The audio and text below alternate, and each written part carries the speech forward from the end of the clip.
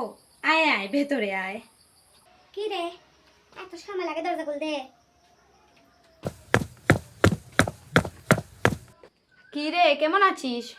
শ্বশুরবাড়ি কেমন কাটছে বলতো? উফ আর বলিস না, ওখানে লাইফটা না একদম অন্যরকম। আচ্ছা দাঁড়া, আমি তোর জন্য জল নিয়ে আসছি।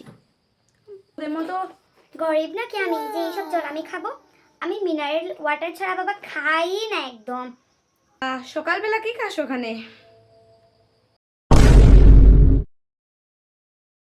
ওখানে ব্রেকফাস্টে আমি খাই, ওটা তো আর কাজের বাইরে আমি যা খাই ওখানে। শুনবি তাহলে শুন, ব্রেকফাস্টে আমি খাই boiled egg, garlic bread, salad আর একটু গ্রিন টি। গ্রিন টি না খেলে তো আমার সকালে ঘুমে আমি যে যায় না। লাঞ্চে? আর লাঞ্চে তো আমি শুধু পিৎজা খাই, সামটাইমস পাস্তা খাই, বাট পিৎজাটা মোস্ট। ওটা খেয়েছিস নাকি?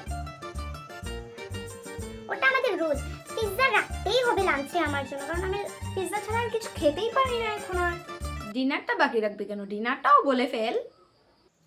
ও আর ডিনারে একদম লাইট খাবার দাবার, বুঝতেই পারছিস ফিগার নষ্ট হয়ে যাবে এরকম। তো একদম ডিনারে একদম লাইট খাবার দাবার খাই, যেমন শুধু বার্গার আর ফ্রেঞ্চ ফ্রাই খাই, আর কিছুই খাই না। তো এইটুকুই। ও তার এক সেকেন্ড, আমার একটা ফোন আসছে। হ্যাঁ হ্যালো হেমা। ঠিক আছে কথা বলে আয়। কি আজ আলু ভাত?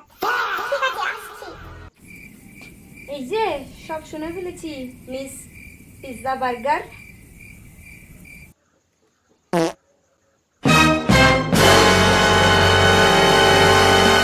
আরে মাঝে মাঝে খাই। বুঝেছি শ্বশুর বাড়িতে আলু ভাত আর বাপের বাড়িতে ঢপ ভাত।